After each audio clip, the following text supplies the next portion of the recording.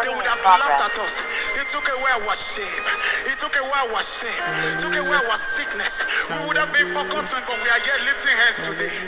We are yet lifting hands today. Even when we disappoint him sometimes, he does not disappoint. Even when we fail him sometimes, he does not fail us. Even when we fall his hand, he can never leave our hand. Ontokobo, Rondo Coposeda, Renemia Casando Cafendida. Hallelujah. To God be all the glory for another beautiful day, for another glorious day. Thank you all for joining on Facebook and on Zoom. Thank you all for joining. To him alone be all the glory for sustaining us. And another week is running to an end, and he will see us through. Hallelujah.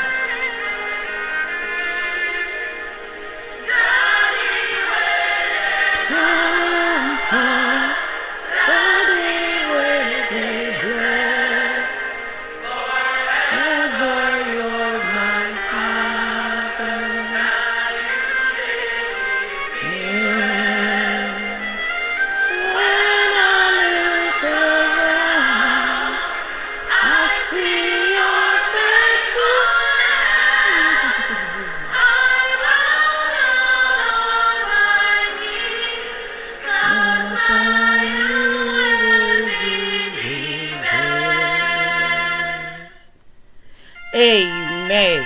And so we go on to today's show properly. Good evening. I remain your host, Ekene Modukwe Adenichi. And tonight we're looking at a very, very, very complicated topic.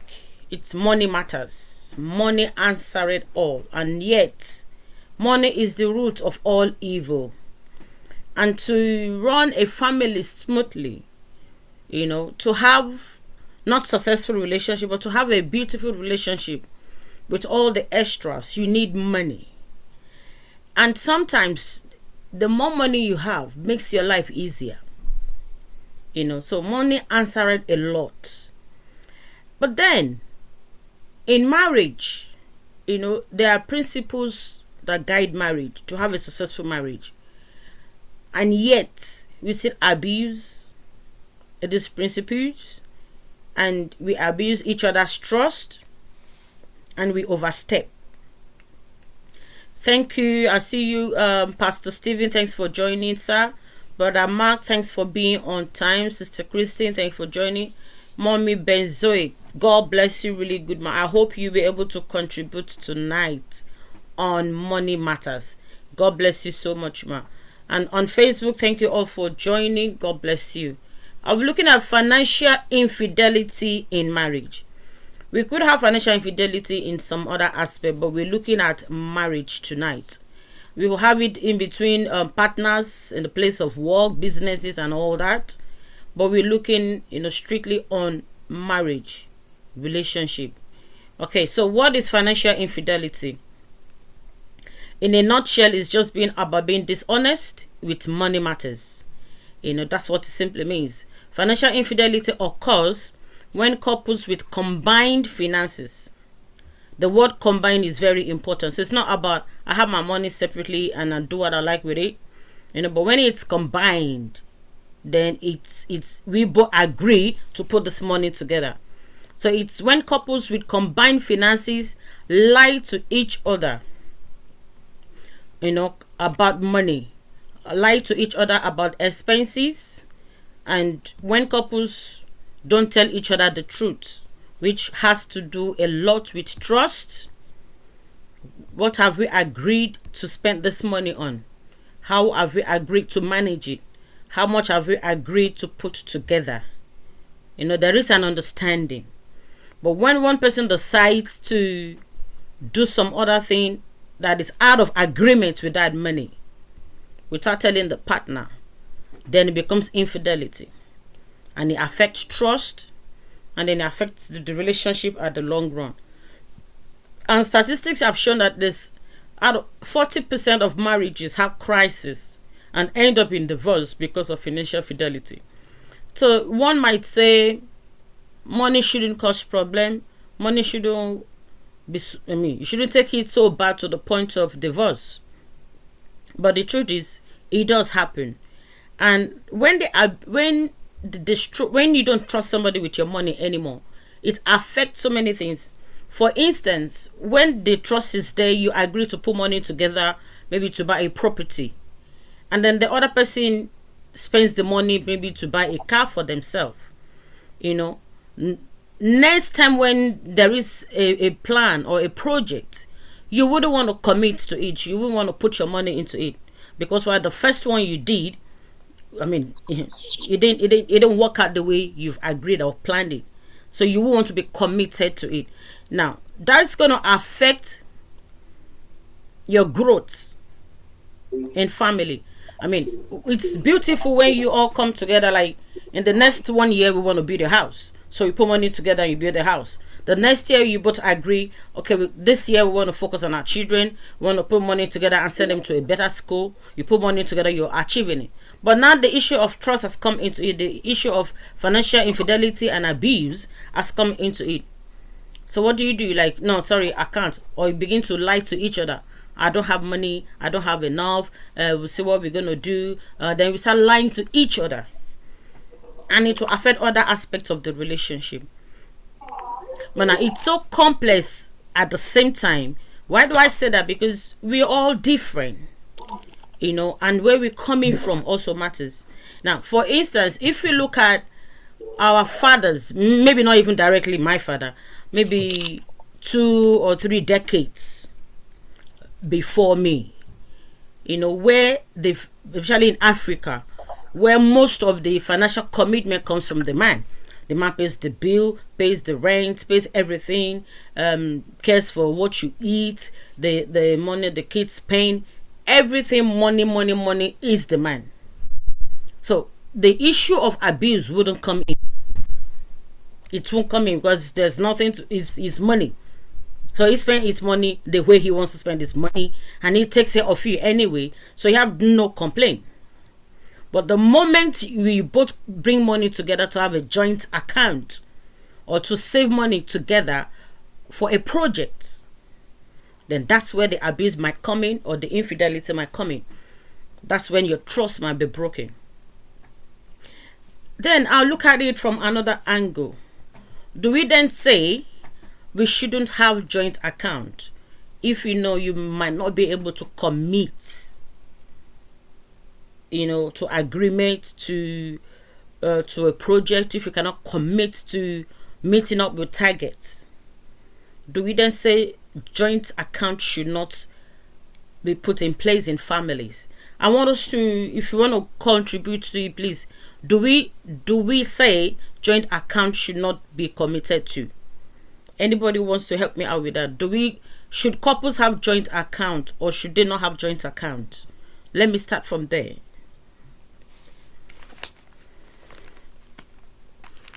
Anyone at all? Thanks all for joining. I see more people joining. Sister Toyi, God bless you. Sister Betty, Hope and Glory, Pastor Dapo, I believe so, and Brother Rachel, Sister Rachel Fola, God bless you all.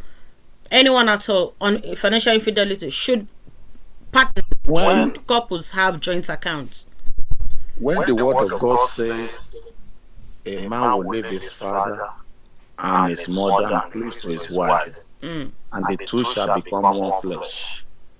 Now, part of the expression of that one flesh is bringing finances together, because finances represents one's physical life. Your finances represents your talent, your sweat, your knowledge, a lot of things that you've been trained in school to have skills. So those things. So when two people come together and say they are one, to build one family, then there shouldn't be a problem to put finances together. And it's also an expression of the trust in couples or in marriages. So I will support couples having joint finances. Thank you very much, sir. Thank you. God bless you, Pastor Dapo. I'm going to read a couple of things and I'm going to bring up another questions. Examples of financial infidelity can include hiding existing debt. That is even before getting into marriage, or even while you're married, and you're hiding it from your partner.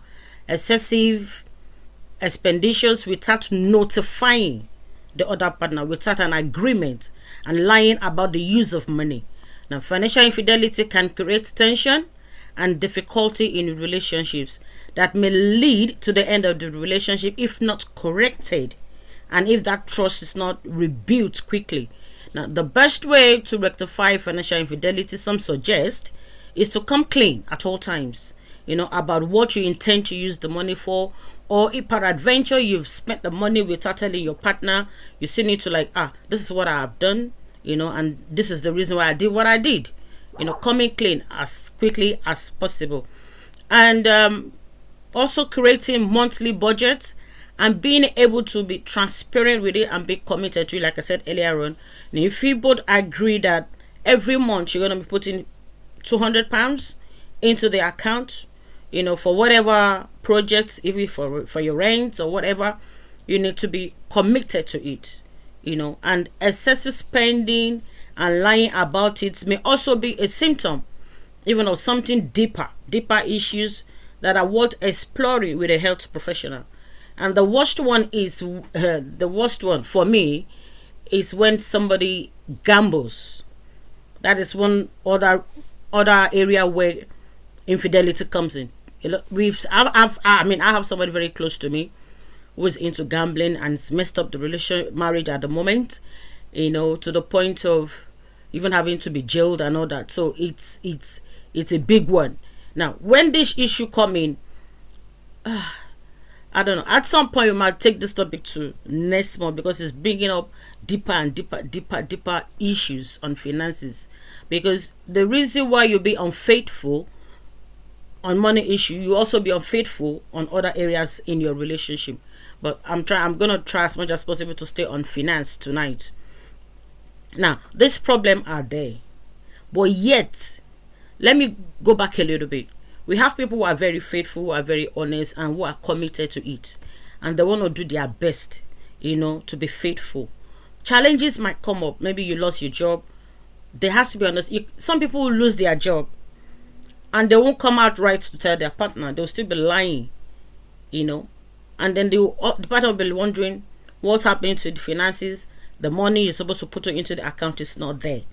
Why are you lying? Why can't people come out to say the truth?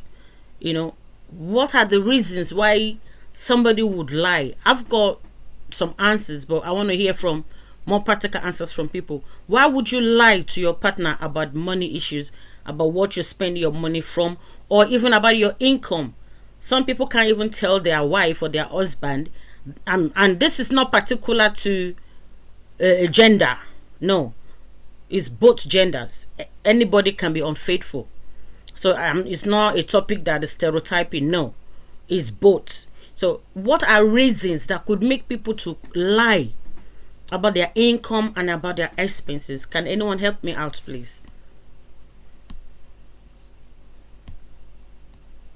For some, it's as a result of background.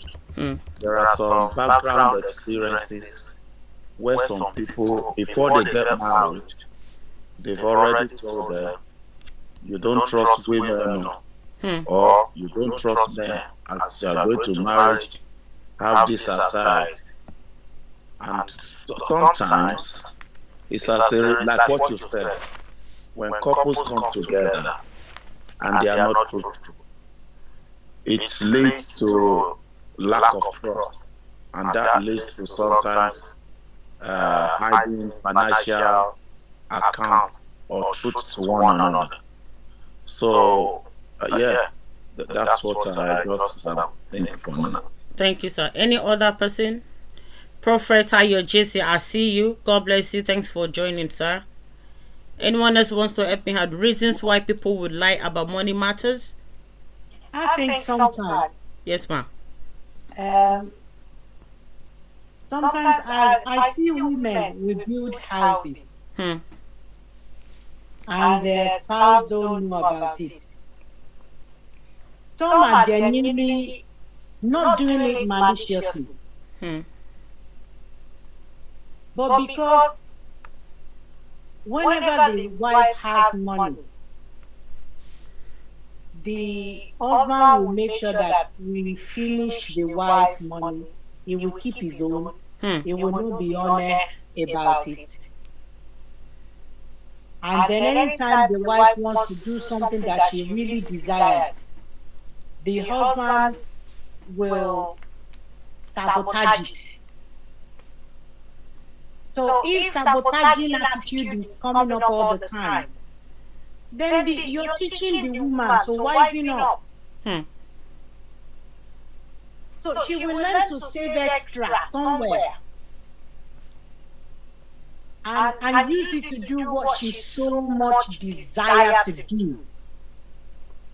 I'm not saying to do something evil against the husband or something like that. I'm talking about to achieve something good, that whenever you achieve that thing, it's also a benefit to the family anyway, not just to yourself at the end of the day when you achieve it. Everyone is going to benefit from it. Hmm. So I see, just like men as well. You know, they build houses, they have extra women somewhere, they will collect money, you know, split their salary everywhere. But when we're talking about Christianity, you know, like being a proper, a genuine born again person, all of those things we should eradicate, you know, from our kind of behavior and a pattern of behavior or the way we, you know, live our lives. So we should do the right thing for the right reason. You know, motives of some people are just not right. And you know, some people just can't be honest. They just they're full of lies. Their life is just deceptive. They just can't be consistently honest with somebody else. They don't trust somebody else just because they don't trust themselves. Hmm. Because they don't trust themselves, so they think everybody is like them. Hmm. Thank you very much, ma. Two things jumps at me from what mommy just said now. One is trust, and I think that's the biggest thing here, really. Now, if you don't trust yourself, you know that I am Sojio, I am a wise person. I can't, play around with my money. I can't trust anyone with my money. You already have that in your mind, and I have to be smart about it. So definitely, whoever you are with, you also believe they are going to do the same thing, which is not a good mindset, really. And from one of the 6 reasons we looked at last week on what would build a better to make our relationship healthy is being able to be honest, transparent, and then being able to let go. And some of these things also relate to our finances. And when you get married, to understand that it's not about me alone anymore. Your money is not just my money, it becomes our money, But then, from what mommy also said about people having hidden agendas, that's why I said this topic is big and might extend to next week. We have people who have hidden agendas. Okay.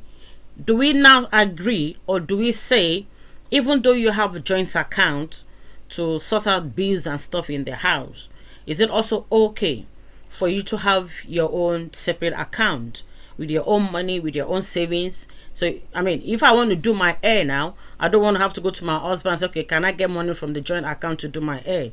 I just feel like having a bar of chocolate. I don't have to money to do what I want to do. So do we agree, or do we say it makes sense, even if you have a joint account, to also have your own account? I think it's understanding yourself, your spouse. Because I've seen couples where all they have is that joint account. And some husband cannot swallow an humble pie for the wife who knows how to manage well. to handle the accounts. So because they are the head, even though they are not a good money managers, they still want to be in charge. And they always make a fool out of themselves when it comes to finance. They might be good in other areas, but when it comes to finance, they're just not good. They're not good managers. But because of pride and ego, they want to manage it, and it's affecting the family. So really, maybe for some people, joint accounts might not work for everybody. Because I've seen couple where, you know, they put money together, the husband spends the money. They put the money together, but the husband will finish the money.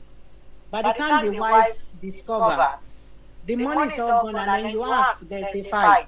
And sometimes it could be the other way around as well. The wife can be the spender.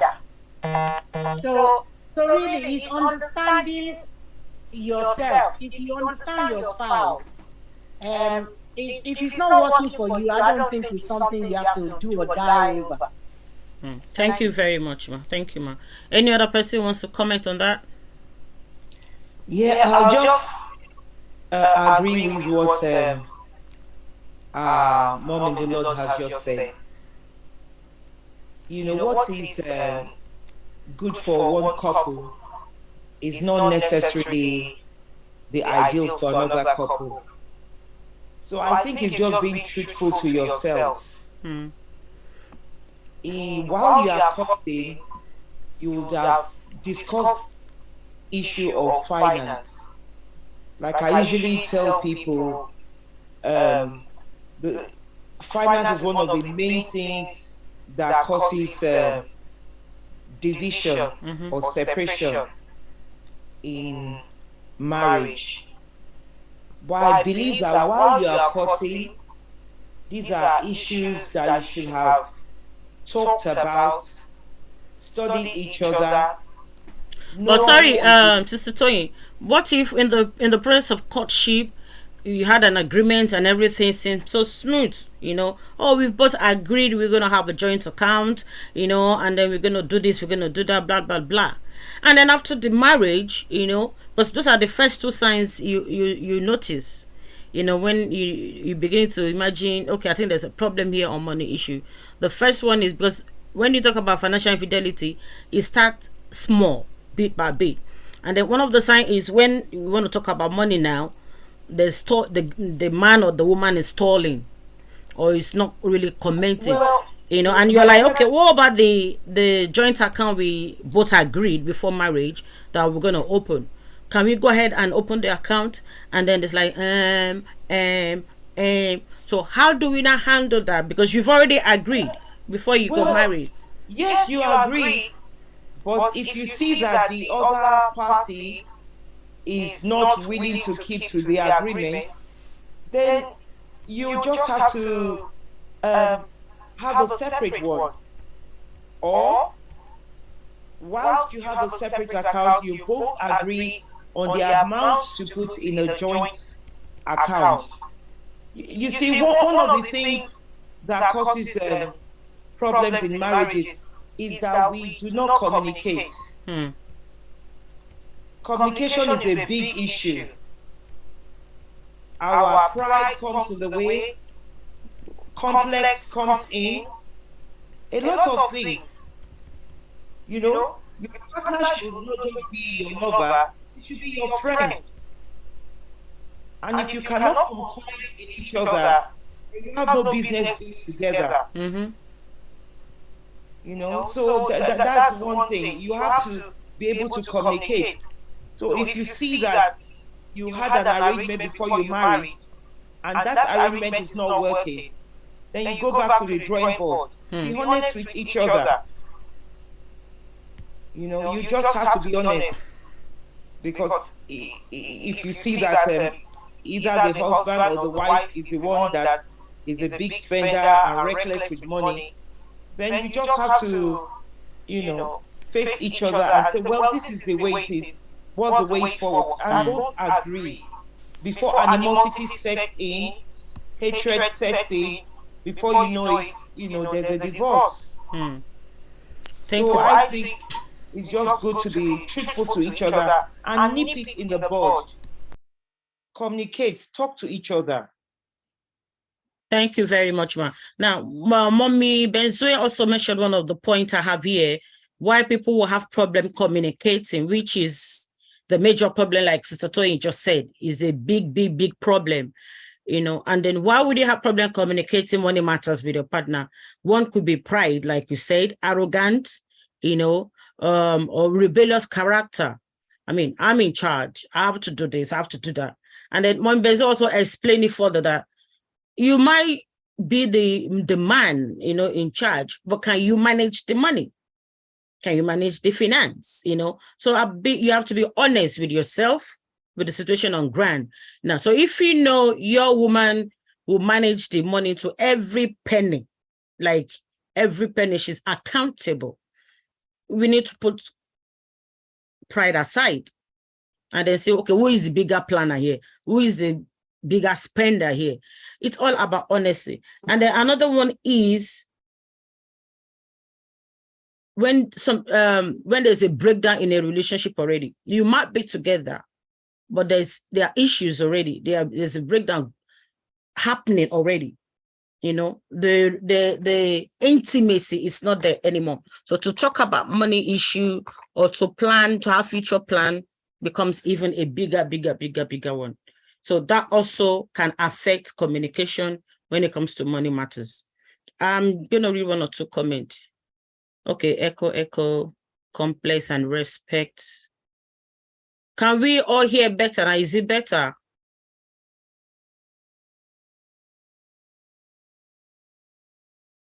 Let's see.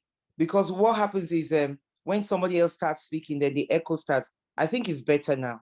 Okay. Pastor said the echo is annoying. Okay, I think that is sorted now. Okay. Another thing again is, do we really have to have joint account? And if we don't have joint account, I think that's it boils down to communication. How do we manage finances in the family, in marriage? How do we manage that? Who picks the bill? Who does what? How do we go around it?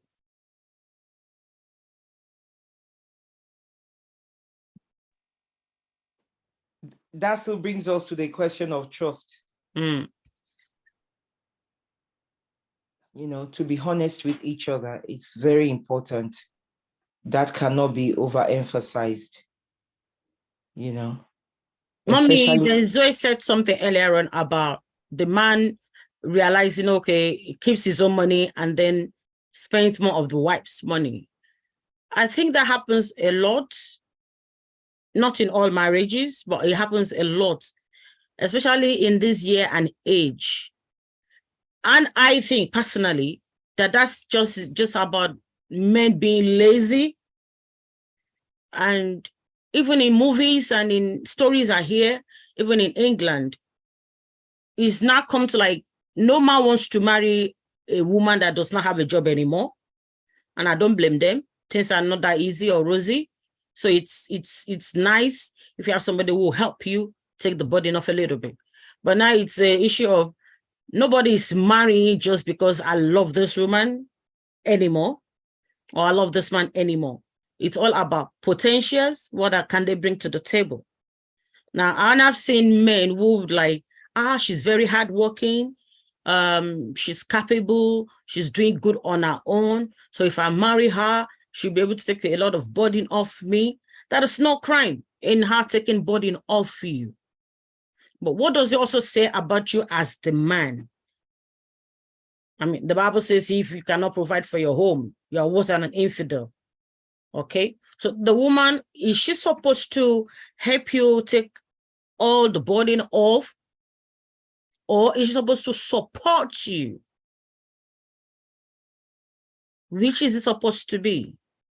Men, please speak so that you not say we are fighting you now. It's an open forum.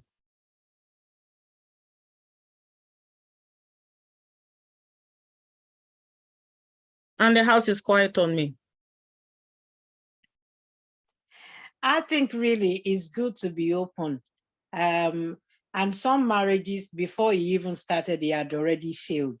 Because I know men, even in this UK, who says that they want to go to Nigeria and bring a wife and to help them with the bill. That's the reason why they want to marry. Someone to help them. That marriage has already failed before you started, because all you're saying is that you want to use somebody else. How about if it doesn't play out the way? So the marriage obviously is going to have issues and problem, and it will break. And another issue that is very rampant these days, that women are climbing ladder in corporate ladder, and they are getting good jobs and getting well paid. Men feel like, their ego rises, especially if a man is earning 40K per annum and your wife is on like 70K per annum. I've seen that wreck marriages as well.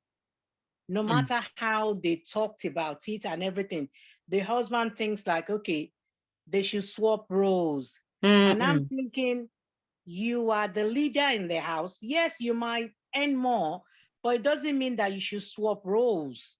You can work it out in between yourself. Who does what and what? At least at the end of the day, is for the entire family, the children inclusive. There's no point getting selfish, my money, your money. So if the woman ended up having extra to do her hair, do whatever necessity, then so be it. But the thing is, you now having this entitlement as a man, having this, I'm the man, and having this entitlement kind of issue. Is my right? Since you're earning more, you should submit the whole money to me. It's not just going to work.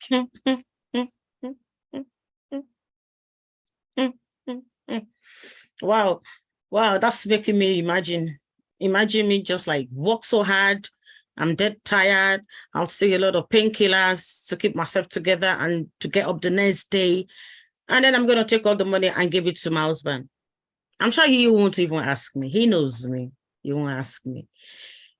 That also brings me to, do you even know yourself? Anybody, somebody was speaking? Yes. Okay, Pastor Stephen, sir. Good evening, everybody. Again, very, very hot topic, good topic, contentious topic. And, I'm glad that you're addressing it, because a lot of guys will not. A lot of people won't go there because it is such a contentious issue. We won't want to talk about it. But I think it's a very, very pertinent topic to any relationship. And personally, I feel that if you haven't got this sorted before you go into marriage, then you have no business going into marriage. Because as everybody has already highlighted, if you're not content and satisfied and have your own self-esteem in your own ability and in your capability and who you are as an individual, in every ramifications, in every respect of your being, then you're really not going to get it when you get into marriage, because as you've all been highlighting, by the time you're in. It's already, now we're looking to damage control. Why should we go in looking at damage control?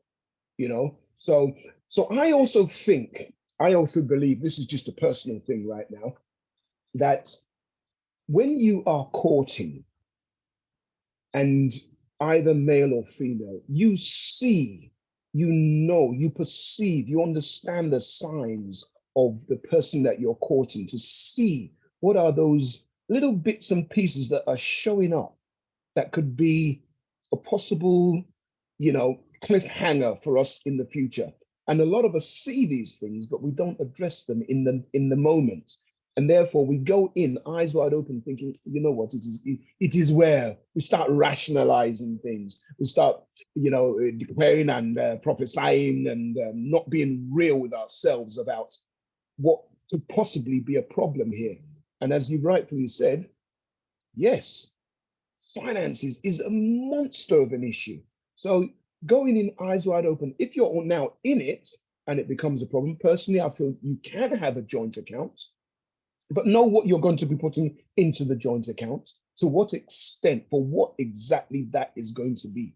And if it starts falling apart, then again, before it starts falling apart, hopefully you're having that kind of conversation with, we guys, yes, I know we're funky like that, but that's who we are. And you ladies know who we are. And you ladies know how to get us into conversation. If and when you want to, get us into conversation, get us talking at the right time, not when we just come back from work, or we had an Aggie day or anything, and vice versa, right? You can't have a decent, proper conversation with somebody who's tired, worn out, and already agitated. You've got to find your right moments. Anyway, Pastor Stephen, I'm gonna leave it right there. Yes, Pastor ma'am. Stephen, how do you talk to a man who you want to have a conversation with, and you start the best way you can, and then they know the topic is, or what you're talking about is getting hot, or you're catching them in the corner, and they use what we're calling Yoruba ogboju. What do I call that in English? Yeah, bravado. Bravado, and they just like whoa, and they just scatter all the conversation and just scatter. Defense mechanism. Defense mechanism. Yeah. Defense mechanism. Okay. Yeah. You know, all right. And you're not getting anywhere. You're not hitting nothing, but they still do what they are doing. So how do you protect yourself? Here we are. Do it to me now. Come on, do it to me right now. Let's do it practically. Pastor Stephen, the money in your account, I just realized you spent £50. What did you do with it? No be our money. Yeah, I understand it's our money, but what did you spend it on? Here you go. So here's the thing. First of all, the way that you said that to me, what did you spend it on, is already accusatory. Okay. And that is good. That's straight away put my defense up. What did you spend it on? The way you said that, your voice went up a tone. That's already got my defenses up. So we're going nowhere on that basis, just how you've had that discussion with me. So what I would suggest is, okay, let me reverse the role. So I'm gonna be the woman now. You're gonna be the man. Okay. Yeah? Hey, babe. Hi. How are you today? I'm good. Okay. I noticed, darling, that you spent a bit of our joint money on. I noticed that some of the money went out of our account. Do you mind telling me what that was about? Now, what I want to then ask is, ladies and gents that are on the Zoom call, which one do you think would be more palatable to a guy? Definitely your handle. The latter one. Exactly. So it's all about when and how. We all have our moments. So it's about finding that time. And if either of us then say, you know what, not now, then take it not now. Okay. What I would say, you say not now. If he says not now, if she says not now, okay, I understand. It's a bit right now. Can we talk about it later? Ask the question and let her answer. Let him answer. Pastor Stephen, you've done all that. Ma'am. You've come nicely. You come back the first time. You come back the second time. It's going to get to a point where you'll be like, hello, can we really sit down and nip this? Can we really talk about it? You're going to get to that point. Yep. Now, yet a man would bring, I'm talking from experience, sir. Okay. Yep. A man will always bring that defense. Yep, because we do. Because that's who we are. Defensive, automatically, naturally. All of us are. Defense, like, why do I have to explain to you what I spend money on?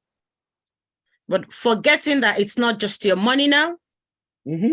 Now, there's this other story I heard of a couple who had if a money coming, universal credit money being paid to both of them. And the man changed the account. The money, I think the money was going to the woman's account initially. Then the man changed the account where the money will be paid to without discussing with the woman. Okay. Now, to me, that's a number one flag. Because I believe if you're going to change account details, you should discuss it with your woman or your man. But my dear, I think the money should be paid to my account for this so reason. There has to be an agreement. Okay. And then she now said, my dear, I don't think this is right because this used to be on my account before. Can we reverse it? But then to reverse it, he also needs to agree to it. And then the man went silent. First, I think for like 4 or 5 days, she kept on and on in it. And then the man ignored totally.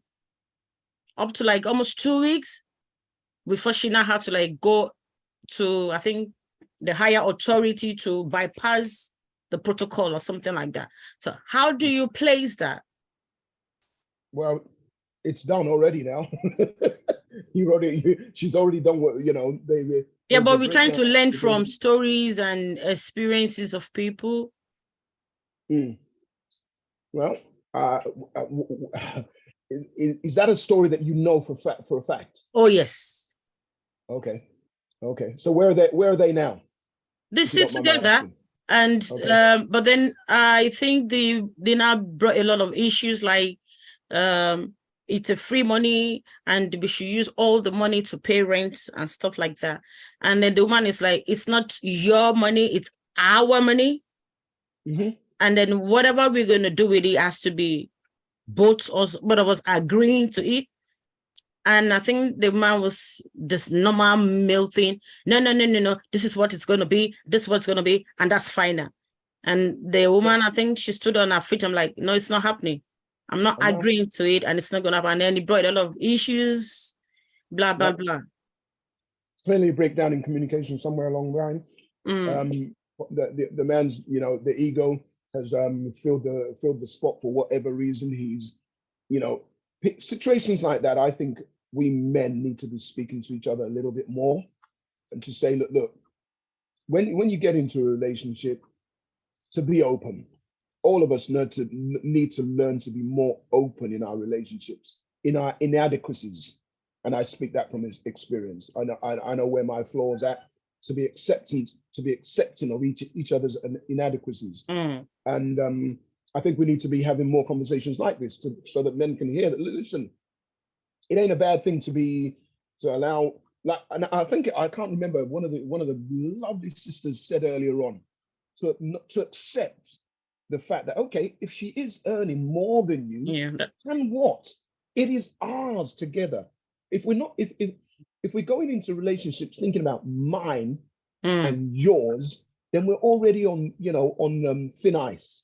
So I think bringing it back to that, a relationship like what you've just mentioned now, there's a breakdown, and it would take God to fix it. Seriously, it would take God in a miracle, some serious praying and whatever else. The trust bridge is broken already. Yeah, because once that bridge is burnt, especially what I know, once that trust bridge is burnt, from you ladies' perspective, it's very, very, very hard to build it up again. It is. I know. Right. Thank you very much, sir. Another thing, again, from what I've picked up from, I think was you speaking on being dependent, and I think more of expectation. I think Mommy Benzo also said it.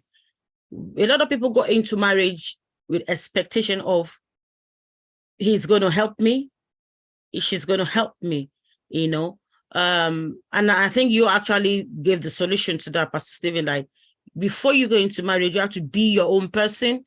You have to be able to be financially, mentally, and everything. You have to be your own person. So you're not putting your burden on the person you're marrying, and you're not putting all your expectation on the person you're marrying. But the irony of it is that a lot of us are so, expectant, and we just have this image in our head that, if I marry this guy, I don't have to pay rent anymore. He's going to be paying my rent. And that's a big flaw. If I marry this woman, she's going to help me to do this, we can't assume. We can assume, because before you marry this person, there were a certain way where they were managing their finance, and probably even if they spend their money anyhow, it's not something that you're going to change in a day. you cannot be so expectant. You have to like have a plan B, even if I know she's going to help me, assist me. But what if she doesn't? How do I cope? Sister Rachel, you can come in. Yeah, thank you, the coach. Ma. God bless you. This is a very sensitive topic, actually. And having listened to all the contributors in, sometimes we Christian, I believe this is a Christian program. Sometimes we Christian, we hide away from some things, Sometimes I feel that we should say it loud, as it's, as supposed to be. Yeah, as it is. Joint account is not do or die. If it is working for you, good. If it's not working for me, good. Because this issue has caused a lot of havoc, more than good, to relationships. Many marriages have collapsed because of this issue. And the simple truth there is, both of us can keep our money and still make the wedding, goes on. And keeping the home goes on. It's a matter of knowing your responsibility and me knowing my responsibility. It's a matter of, okay, this is my role as the husband. This is my role as the wife. These are our joint roles for the children or for the families that we want to support. What do you want to put on the table? What did I want to put on the table? Sometimes there's no how. Things or the two people can earn the same money. Most especially where we are in this country. The man can earn more than the lady, and the lady as well can earn more than the man. It's about mutual agreement. It's about understanding between both parties. Okay, this issue sometimes, like Mommy Benzo have said, some men, you can see them, when I saw this topic, I was like, oh, financial infidelity, what does it mean? That was why I jumped in, I just want to hear it all. And I'm not disappointed because this is exactly what I was expecting. Some men or women, they have this habit of spending money than each other. If it is the lady or the woman that is spending more, the man cannot be happy. If it is the man that is spending most of the money, the lady cannot be happy. And most especially, when is the other part that is bringing more money to that account? I think this issue is, if you can't do money, do it right. Don't do joint account. Don't go there. Let the peace reign in your home. Let the peace reign. At least if the money thing is out of the way, some marriages will still be here today. But because of all these issues of, my husband is spending my money, he is not giving me enough, my wife is spending most of the money, she's not contributing enough, has caused a lot of divorce. So what are we saying? As Christians, we should let them, both of them, see how things work well for them. Instead of saying, oh, joint account, you have to by force, by fire. I can't advise anybody to do joint account. Thank you very much, Ma. Thank you very much. It's a different thing for us to say we are Christians. It's another thing to live as Christians. And from what Mommy Rachel said, this is what I'm gathering from it, is to build trust gradually. So if you still have trust issues, you just go into a relationship, and you've had so many stories, you've seen so many things, and you are scared, even though you love your husband, you love your wife, but you are still scared, or probably from an experience you've had, you are still scared, like, I don't know how this man is going to turn out, or this woman is going to turn out. Then do not do joint account. Build trust gradually. See how things unfold. because you don't get to know each other in the space of 5 years.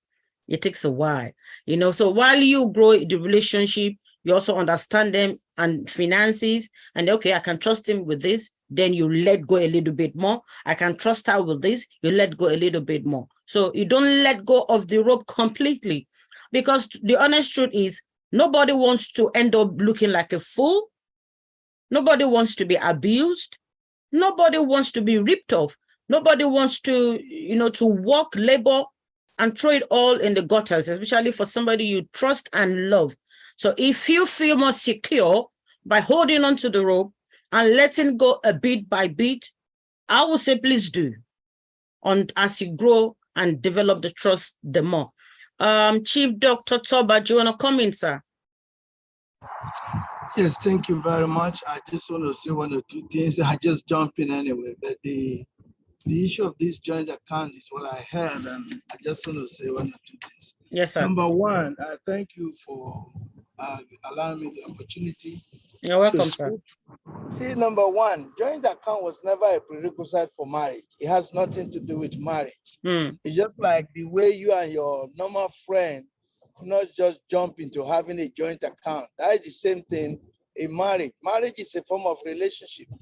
So, but the people that actually introduced this idea of marriage to us, there's so many things that come with the package, which some of us, based on our culture, we will never even try, like prenuptial, signing an agreement before we marry, that this is who I am before I married you, this is who you are. So whatever we have going forward is what the family has. Anything that anybody has before now is not part of the relationship. If you try that with African culture, somebody will say you already plan to divorce or maybe to break the marriage at a point. But those are some of the things that come with this package that was introduced to us. So the issue of joint account does not necessarily mean that everybody has to put their money together. No, but you could have projects that you want to do and people will contribute to it.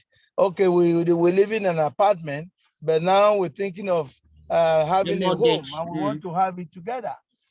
For sure, if you go into it as a joint couple, definitely the bank will smile at you different than when you are by yourself. So all those things encourage people to have joint projects. So you can now say, okay, everybody contribute to that account that we create, because these are people with different backgrounds, different interests, and everybody have opportunity for fun. So whatever project they want to have, that is where it is expected that let's contribute into it, because we're going to sign the deal together. But you do have some people sometimes, like I know of a man who said he's not too good with keeping money because he's so generous. So every time somebody asks for this, he's ready to give. But now he decided that, mommy, you're going to be in charge of our account, because he knows that if he has the money, every time they can hurry, they ask, he's going to give. But because he put mommy in charge, he will not just give, because mommy is in charge of the whole thing. Again, I've seen a man that said, even though he has the money, he never keep up with the dates and he's always late. So with that, he employed somebody he married somebody that is so meticulous with everything admin, so that every date, he just put mommy into it. So in marriage, we need to complement each other. But people sometimes, it's so much in our head that I said love. It's not about love. If you are somebody that is good in administration and somebody else is good in organization, those are some of the things you look into. But it will come, because it will come to a time that your own weaknesses will become glaring in a relationship, and your partner is supposed to complement you. So those are the things that are in this package of marriage. But when we come to church, we want to jettison all these things, and it's not too good. Pastors or those individuals, a marriage counseling unit, they will not tell you the whole truth. And now you get into it, but you figure out that the gift that you brought home, when you open it, is a different package. And now you begin to think somehow. So I pray that as we continue to grow and mature, maybe in ministry, at the same time, the aspect of how to live socially is also key in relationship.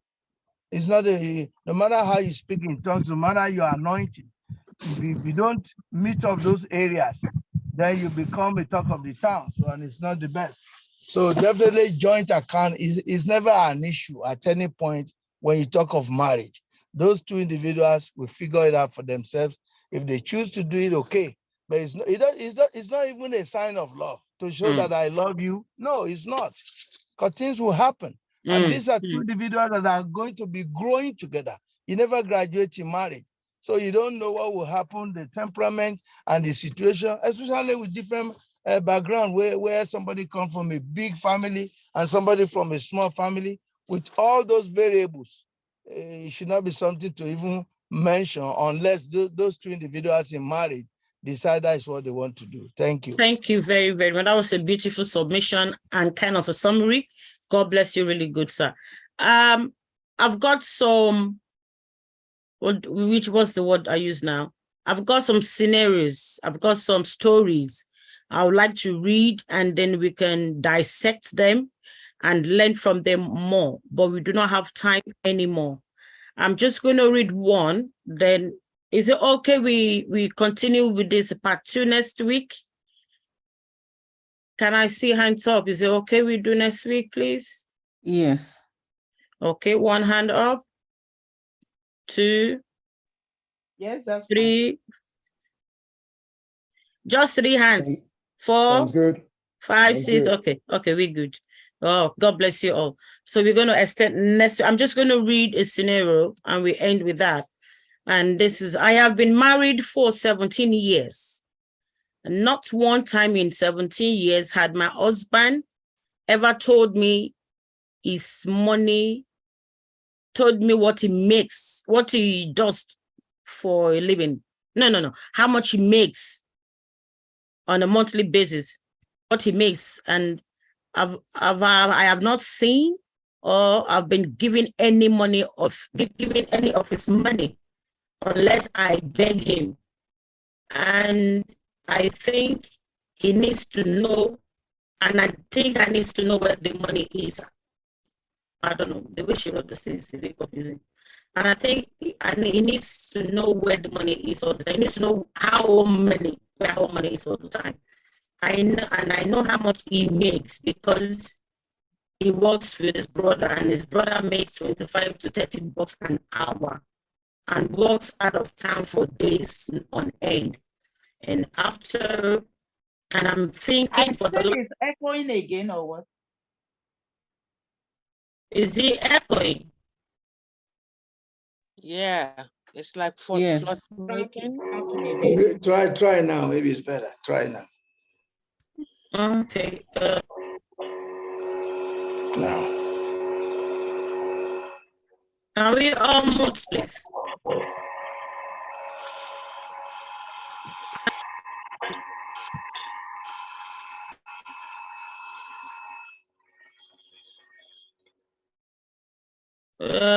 Yeah. Is the echo gone now? Still there, but manageable. Not from my side. If you almost, then you'll be able to hear me better. just cracking. It's cracking. That's all. It's cracking. Yeah. It's cracking. Okay, I'll try and read it. No. Try, maybe we can get the scenario. Okay.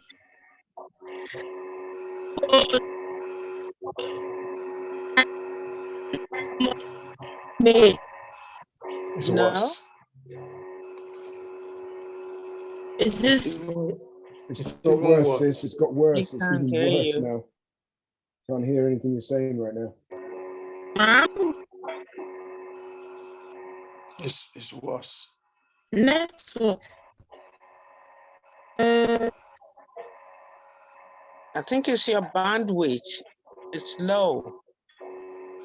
Okay. I'm good.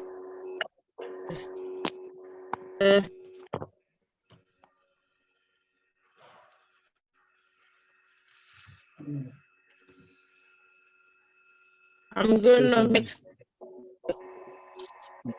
So Unless maybe let me see. Maybe you make somebody else the host, go out and come back in. That's the best answer. Make somebody host, there are the convenience. Yeah, just host.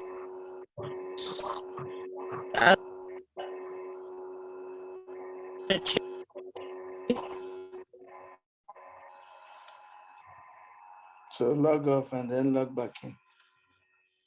Okay.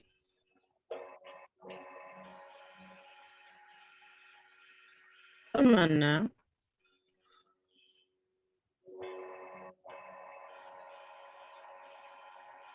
I think it's freezing even. Hey, changing of network. Do you want to come in? What's that? Log out and log back in. That's the best way.